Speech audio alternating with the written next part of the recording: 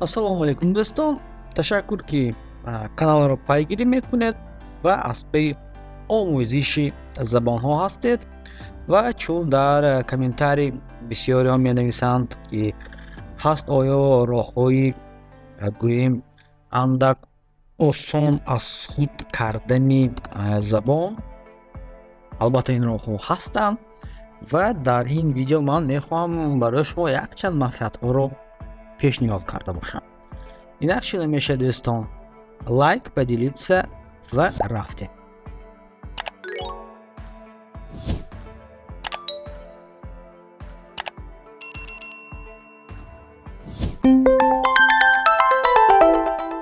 Инак дӯстон, якум албатта аз матни оддӣ сар кунед.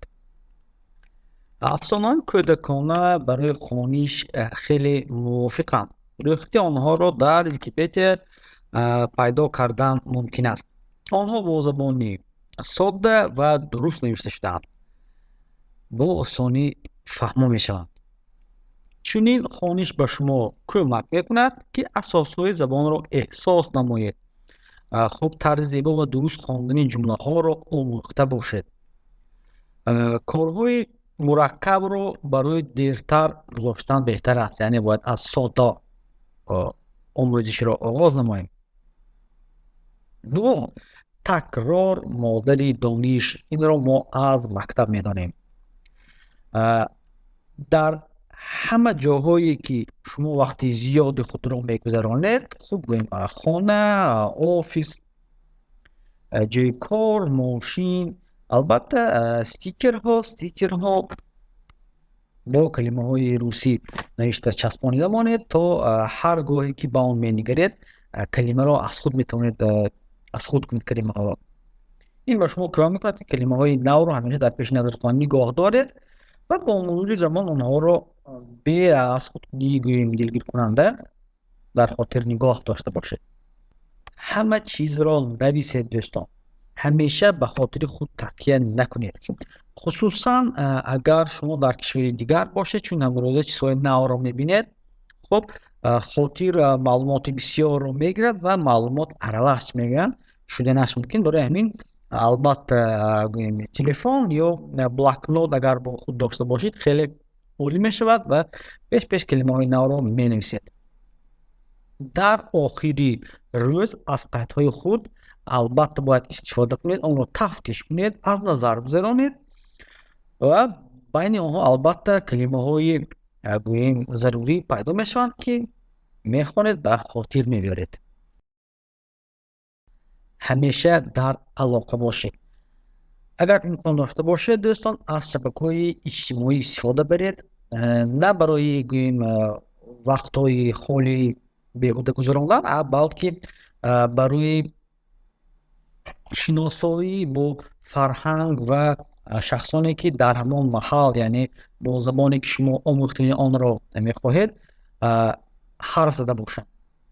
Бо шарофати муошират дар шабакаҳои иҷтимоӣ шумо албатта метавонед рӯи дониши худро оиди забон такмил диҳед ва фарҳанги он кишварро низ омӯхта бошед. Илова бар ин баъзан дӯстони шиносон ҳангоми чунин муошират, яъне муоширати ғайрирасмӣ, метавонанд ба шумо баъзе аз мафҳумҳоро нисбати забон гӯянд, ки ҳатто шояд муаллимон онро ба шумо нагӯянд. кино ва мисол мусиқӣ дӯстон.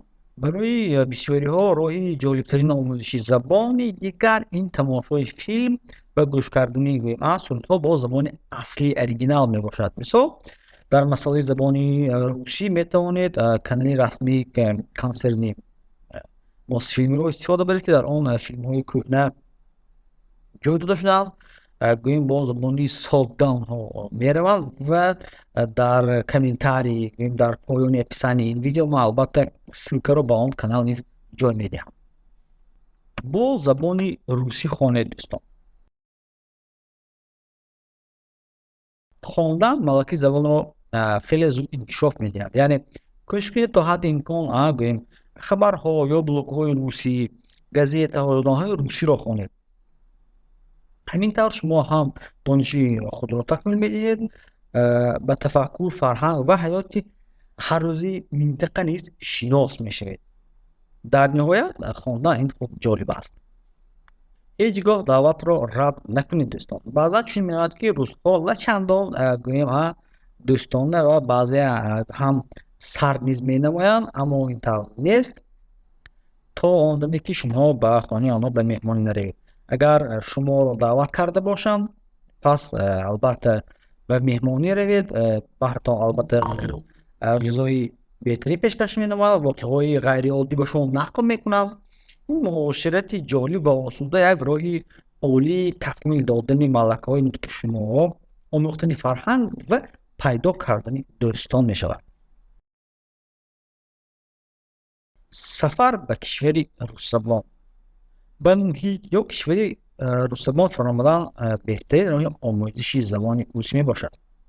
Агар имкон бошад, дар меҳмонхона не, балки дар оилае ё ҷамъияте зиндагӣ кунед ки забони асосии муошират русӣ бошад. Агар шумо забони русиро омӯхта мебошед, дар ин ҳолат шумо ҳеҷ гоҳ аз муҳити забони русӣ берун намешавед ва маҷбур мешавед ки бо забони русӣ ҳарф занед, ки бо гузашти вақт ҳатман самараи худро меоварад.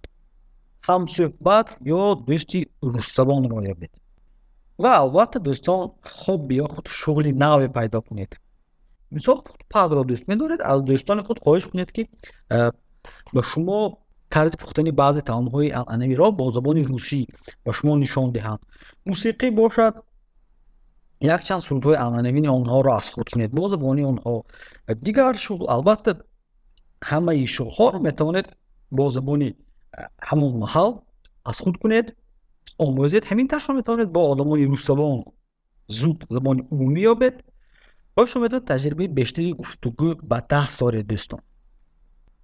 хуб, боварӣ дорем якчанд он маслиҳатҳое ки дар ин видео гуфта шуд албатта ба шумо кӯмак мерасонад. албатта ин танҳо гӯем камтарин маслиҳат аст. маслиҳатҳо бисёранд. албатта бояд то ҳадди имкон хонед, ҳаракат кунед ва албатта ба худ мақсад гузоред ва ба мақсад расед. доим муваффақ ва саломат бошед дӯстон. инак мавзӯи имрӯзии мо барои онҳое ки забони русиро намедонанд, вале мехоҳанд оид надонистанашон фаҳмонда бошанд. яъне чӣ хел бо забони русӣ фаҳмонем ки мо забони русиро намедонем. камтар муқаддима, яъне агар шумо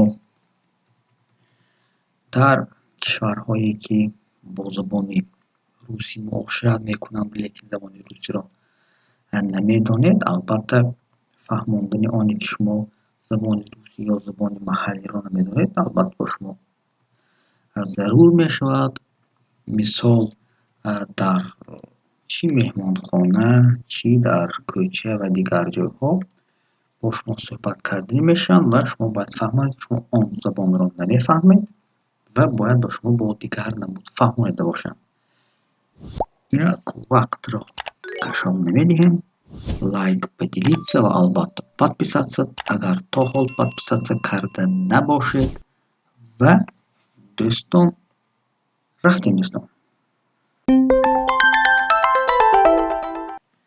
инак якчанд роҳе ҳаст ки шумо метавонед бо он гӯед ки шумо забони русиро намефаҳмед.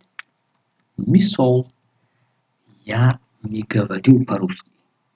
ман бо забони русӣ ҳарф намезанам. Я не говорю по-русски. ман бо забони русӣ гап намезанам. ман русиро намедонам. барои мисол метавонед андак боадабона инро гӯед, яъне извините, я не говорю по-русски. яъне узр мебахшед, ман забони русиро намедонам. извините, узр, манзарат, ман забони русиро намедонам.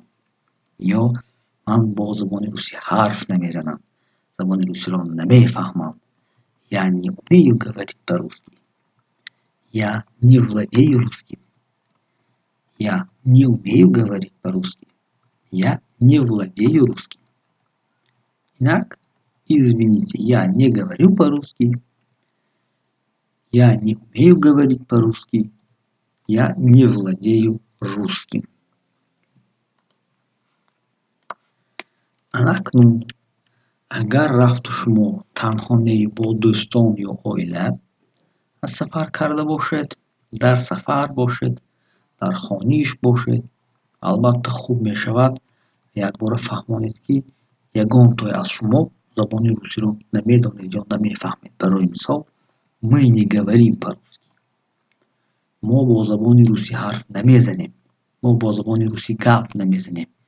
ё худ андак боадабона извините, яъне узр, мо забони русиро намефаҳмем. узр, мо забони русиро намедонем. Мы не умеем говорить по-русски. Мы не владеем русским. Извините, мы не говорим по-русски. Мы не умеем говорить по-русски.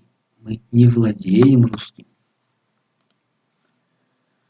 ана акнун рафту агар шумо кам русиро омӯзишро яъне оғоз карда бошед, лекин суҳбат кардан андак мушкилиёт бошад, яъне барои суҳбат андак мушкилӣ мекушед ё худ баъзе чизро намефаҳмед, айни замон метавонед я не понимаю гӯед, ман намефаҳмам, я не понимаю. ё худ боадабона извините, узр, ман шуморо намефаҳмам, нафаҳмида истодаам. ё ин ки я немного говорю по-русски. Ман камтар бо забони русӣ ҳарф мезанам. Ман камтар русиро мефаҳмам. Я немного говорю по-русски. Инчунин я плохо говорю по-русски. Яъне ман забони русиро хуб намедонам ва андак гап мезанам. Ман бо забони русӣ хуб гап намезанам. Я плохо говорю по-русски. Я немного говорю по-русски. Извините, я не понимаю. акнун агар шумо хоҳед барои худ ягон маълумот гиред, яъне муоширатро бо забони русӣ идома диҳед, новобаста ба он мушкилоти фаҳмиш, яъне шумо андак фаҳмиданатон ҳоло мушкил аст, лекин фаҳмида истодаед кам-кам, метавонед гӯед ки повторите, пожалуйста, яъне лутфан такрор кунед. Говорите медленнее, пожалуйста. Лутфан оҳиста гап занед, сустар гап занед. Ё ин ки напишите это, пожалуйста. Чун баъзе гапҳо ҳангоми талаффуз ва ҳангоми навиштан андак фарқ мекунад, метавонед илтимос кунед ки ба шумо инро нависам, то шумо хубтар фаҳмед, ё ин ки дар переводчик тарҷума кунед. Повторите, пожалуйста. Говорите медленнее, пожалуйста. Напишите это, пожалуйста.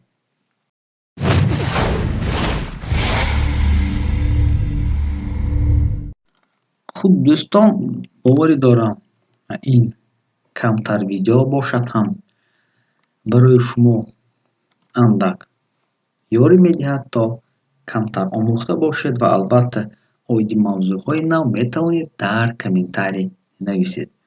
доимо муваффақ ва саломат бошед дӯстон. хайр.